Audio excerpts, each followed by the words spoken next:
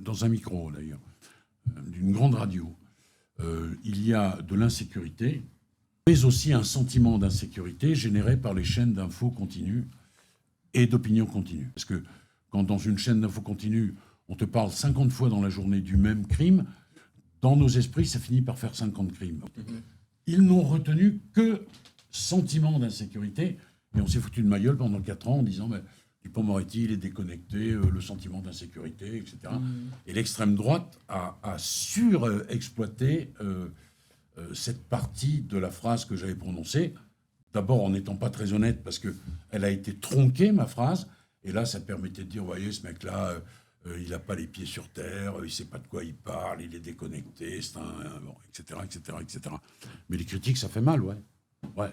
Après, tu fais le beau, tu dis, non, moi, m'en fous, tout ça, vous pouvez raconter ce que vous voulez, mais c'est pas vrai.